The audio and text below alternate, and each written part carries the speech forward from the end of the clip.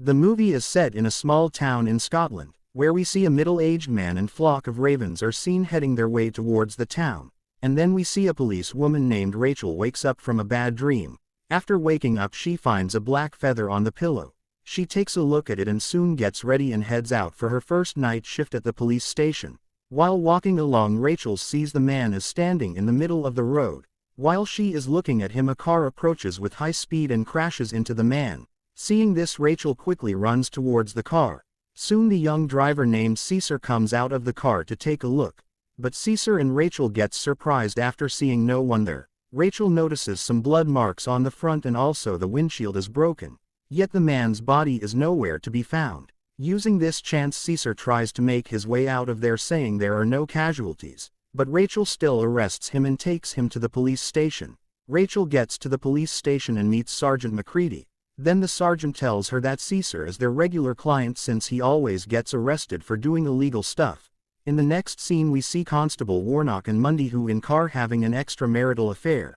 While they are doing their thing, Rachel calls them and asks them to keep a look for the man that Caesar crashed into. While Rachel and McCready are talking about the blood on the headlights, Caesar gets a flashback of himself hitting a girl with his car. And even McCready also tells her they couldn't hold him for too long since there is no victim. But eventually they take Caesar and puts him in a cell in the meantime. After getting to the basement, Rachel sees another convict named Beswick. Beswick is charged for assaulting his wife and killing the baby in her womb. After locking up Caesar they goes out, and while they are talking the two officers on patrol arrives to the police station with the man. They gets to the old man and starts to interrogate about himself. But the man doesn't say anything and just sits still. The cops think this might be due to intoxication and goes to call for a doctor. Soon Dr. Hume gets to the police station and treats the man. Hume says that he doesn't have any intoxication, so it is not that he can't talk, but it is just he doesn't want to. While Hume is treating him he says something which makes Hume remember about the crime he committed recently. Realizing that the man knows about it and Hume tries to kill the man. Seeing the doctor aggressive behavior they restrains him and takes him to basement and puts him in a cell. After getting to the basement, Caesar and Beswick sees Dr. Humes and asks him why he is here. But he remains silent. After some time the cops takes the man's fingerprints to identify him, and soon they finds out through the fingerprints and records that his name is Alexander Monroe, and turns out he died in 1983 in a fire accident. Then the cops asks him how is he still alive, and then he asks Alexander why the doctor tried to attack him and what he knows, but he talks about something else and reminds McCready of his sins. Remembering this he gets angry and tells Rachel to take him to the basement. Later, while sending him to the cell, Rachel sees some visions of herself as a child being tied up and abused. Then while locking up the cell, Mundy gets the vision of herself killing someone while investigating. She gets panicked and immediately runs out of there. Soon Rachel gets to Mundy and asks what is wrong, but Mundy doesn't want to talk about that and turns her away. Later Warnock tells the sergeant that Hume's wife is not responding to the call, and McCready tells them to go to his house and tells them about Hume being locked up. And then McCready puts Rachel in charge of the station and he leaves to investigate something to know about Alexander. After the officers all left, while Rachel is checking the book, she again gets the visions of herself being abused. She then opens the book and starts searching for the names written in the book, and turns out each and every one of them is dead. Back at the cell the convicts talk about themselves, and then Alexander calls Beswick's name and reminds him of his sins. He often beats his wife and gets arrested. But as soon as his wife forgives him she comes to take him back again. Alexander then asks him to confess his sins and why he beats up his wife. But Beswick accuses everything else instead of himself. Alexander gives one more chance but still he doesn't confess. Then he lights up a matchstick and a shadowy hand reaches to Beswick. And soon the lights in his cell and the camera goes off. Meanwhile Rachel noticed this and when she is about to act she gets a call from Warnock saying Hume's house is empty. Suddenly Beswick starts to behave like he was possessed and keeps hitting his head to the cell. Soon Rachel notices this and runs to the basement and opens up his cell. He immediately runs out and falls down. Seeing this, Hume offers Rachel to help her out. When she is reluctant, Hume tells that he is the only one that can save him at this time and asks her to let him out. After opening the cell he quickly gets to Beswick and checks him. Then Beswick looks at Alexander and says that he saw who he truly is and falls back. Seeing this, Rachel tries to contact the sergeant, but he doesn't pick up.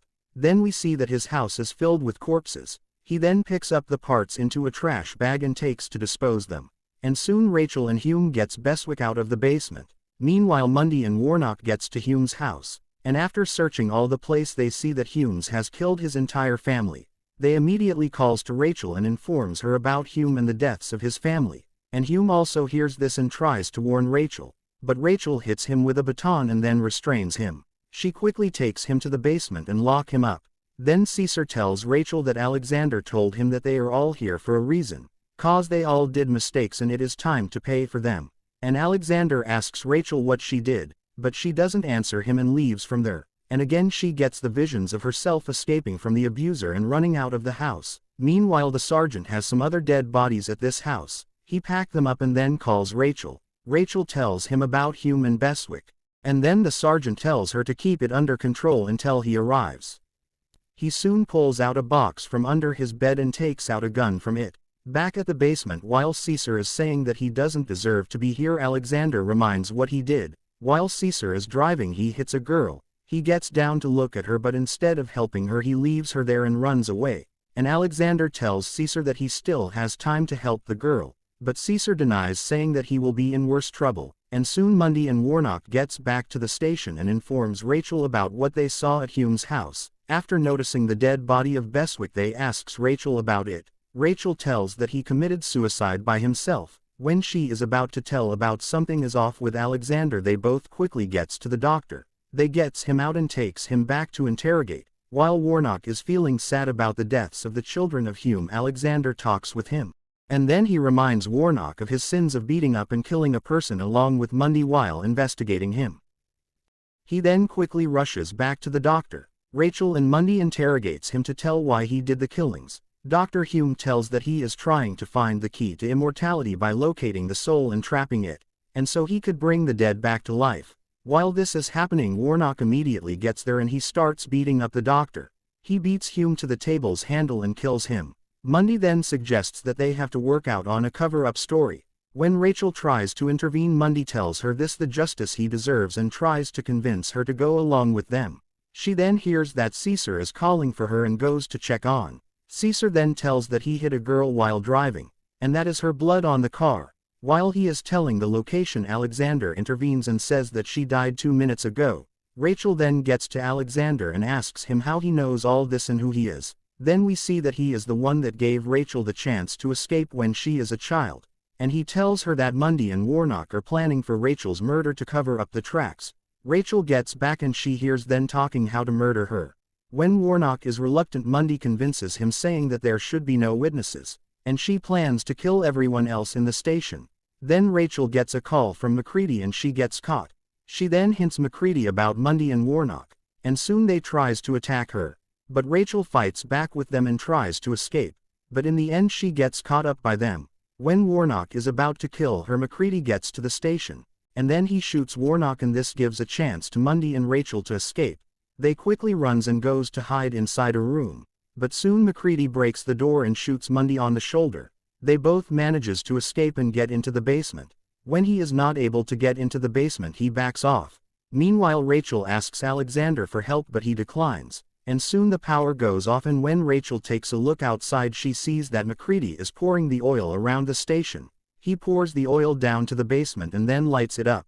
Rachel then opens up the cells and lets them out. When she asks Alexander for his help he tells that the others' fates are sealed, and says that he can help her if she wants, and all she has to do is leave them to their fate. Later they takes some blankets and gets them wet to cover themselves and runs out of the flames. While they are trying to escape Macready waits for them and tries to kill them. When Mundy tries to run she slips and falls on the broken glass. Macready gets to her and pushes her throat down the glass. After that he gets to Caesar and kills him.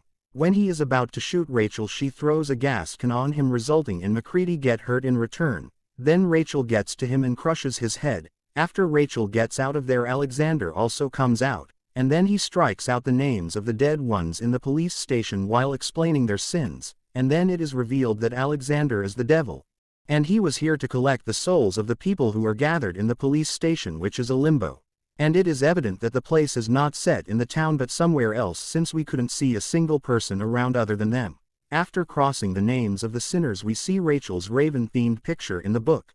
Then Alexander tells Rachel that he saw her fleeing from the abuser, and since then he couldn't forget the flame of vengeance in her eyes. Then he asks her to accompany him in punishing the wicked for their sins. Soon Rachel agrees to the offer and then they both share a kiss. And that's it. What are you waiting for? Subscribe the channel to see more recaps, and don't forget to like the video, and click bell icon to see more videos. Have a good day.